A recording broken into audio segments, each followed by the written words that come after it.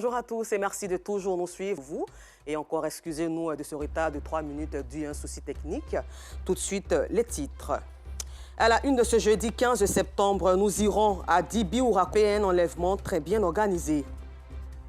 Et puis hors de nos frontières, l'Union européenne a lancé la procédure pour l'examen des demandes d'adhésion de l'Ukraine à l'Union. Merci encore de toujours nous suivre. C'est l'histoire d'une jeune fille de 17 ans, Christiane, habitante de Dibiouraco, un village situé dans la localité d'Adiaké, région inconnue dans le champ de sa grand-mère, pour plusieurs raisons. Pourquoi elle? Qu'est-ce que ces individus lui voulaient concrètement? Les réponses dans ce reportage signé Joël Gosset. Elle est partie. Jusqu'à 13 h elle ne venait pas. Moi-même, j'ai eu peur, j'étais là. Puis après, j'ai dit bon. Et un coup, je vais venir. J'ai dit, mais il y a quoi? On t'a frappé. Elle ne pouvait même pas parler. Elle est venue se jeter devant moi là-bas. J'ai dit, il y a quoi? Cette histoire racontée par une petite fille que nous appellerons Christiane, âgée de 17 ans. Le mardi 6 septembre, elle échappe à une agression dans son village à Dibiouraco. On va cueillir des tomates. Maintenant, les mercredis, ma grand-mère s'en va marcher par les ventes. D'habitude, j'étais accompagnée, mais ce jour-là, il n'y avait personne pour m'accompagner. Donc ma grand-mère dit, il faut partir. J'avais l'impression que les gens me suivaient. Mais quand ils me retournaient, je ne voyais personne. J'ai continué mon chemin. Maintenant, je suis arrivée un saut, un arbre, où il était presque arrivé. Maintenant, j'avais l'impression que la personne même était déjà... Ils étaient dans les herbes à côté. Donc j'avais l'impression que la personne venait vers moi. La personne m'a comme c'est la personne que je me suis retournée. Il n'a pas vu la chose que la personne a pris beaucoup. Je suis tombée avec la cuvette et tombée tout et tout. Je ne suis pas tombée couchée, j'étais tombée accroupie. Quand je me suis levée, c'est un de courir, il a glissé. Ma machette. Il voulait prendre ça pour m'abattre. Moi aussi, je ne pouvais pas m'arrêter, j'ai commencé à courir. S'ensuit. Courir. Parce qu'il y a mon oncle, il était dans le champ. Les gens, eux, me suivaient. Arrivé dans son champ, j'ai crié son nom au moins 4 fois, il ne répondait pas. Donc il avait fait tomber les palmiers. Je me suis couché sous un palmier. Et ils sont passés. Les deux messieurs, ils sont passés. Ils ne m'ont pas vu puisqu'ils étaient bien cachés, ils étaient couchés sous le... Donc, ils m'ont cherché, ils ne m'ont pas vu, ils se sont retournés. Donc ils se sont retournés. Moi, je ne pouvais pas revenir sur la même voie là. Donc je suis tombée en brousse dans le champ. Il n'y avait rien pour elle seulement. Je suis sortie ici, la grande voie, mais pas où eux ils étaient. Mais ils étaient devant. Je suis sortie vers le Marco là-bas. Une informée sont étreints par l'émotion. Sa grand-mère est toujours sous le choc. Si ce n'est pas Dieu là, mais peut-être que moi-même j'étais déjà morte. Tellement j'ai eu. On appelle à plus d'engagement des autorités de la commune à protéger les habitants de cette localité du sud-est du pays. Ce n'est pas la première fois que ça se passe.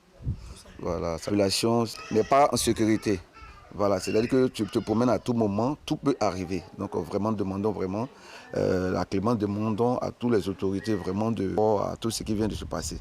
Après cette expérience douloureuse et effroyable, la jeune fille craint désormais de se déplacer toute seule. Lorsqu'il voit une voiture qui est identique à la voiture de moi-même, je ne peux pas m'arrêter comme d'habitude. Les voitures passent, il n'y a rien.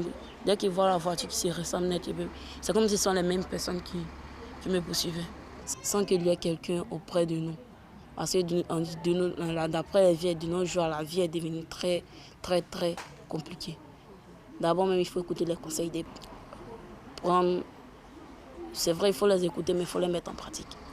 Que voulaient ces hommes? L'enlever, la violer? Nous ne le saurons jamais. Pour la cajoler. Depuis lors, Christiane et les habitants de Dibiouraco sont désormais sur le qui-vive. Du sud comme ouest, précisément à Djamé, quartier Moussikro, pour parler de sécurité routière. Les usagers de la voie Djamé-Moussikro, depuis près d'une décennie, sont confrontés à d'énormes difficultés. Crevasses, nids de poules, inondations engendrant la flambée quelquefois du coût du transport et bien d'autres encore. Fort heureusement pour ces populations, ce calvaire sera bientôt un lointain commencé grâce au projet de développement du gouvernement ivoirien. Et face à cette réalité, les populations ont des attentes quant à sa durabilité. Un reportage de Ted Zouzou. On est obligé de raser. C'est pour cela qu'on prend commencer à augmenter 100. Ah voilà, 200, ça ne nous rase pas. Scène devenue une habitude, à Mossikro dans la commune d'Atekoubé, passant par le sous-quartier Djéné et Carré. La raison, la flambée du coût du transport, qui fait que certaines personnes lancent de véhicules. Les transporteurs ils sont euphoriques. Quand ils voient le monde comme ça, ils font de n'importe quoi matin comme ça, ils payent du 300, ici Gagnoua ou bien ici à Djamé. Quand c'est comme ça, à 200, là tout le monde refuse. On attend à ce qu'un moment arrive, ils vont reprendre les 100 francs ici à Djamé. Le travail qu'ils sont avec Divan là-bas, ça crée un embouteillage, ça coûte ça, 30 Et que cette voie nationale est constamment dégradée, mettant à mal la fluidité routière. Les bus numéro 37 et numéro 36 de la Société ont changé d'itinéraire depuis plus d'une décennie, l'abandonnant aux véhicules personnels, minicars, camions et taxis. Plusieurs fois réhabilités refont leur apparition. Une situation créée par les eaux usées qui débordent sur la chaussée. Ça fait peut-être près de 10 ans que la voie est vraiment impraticable. Et toute la population, parce que ça abîme les véhicules, nous sommes dans un bas-fond. Et toutes les eaux de ruissellement qui partent de Yopougon, beaucoup d'eau convergent par ici et par la mosquée et ici. Donc le c'était au moins d'1 mètre pour avoir des écoulements d'eau en dessous pour que ce problème-là finisse. Et comme le malheur des uns fait le bonheur des autres, ailleurs à proximité en tire profit.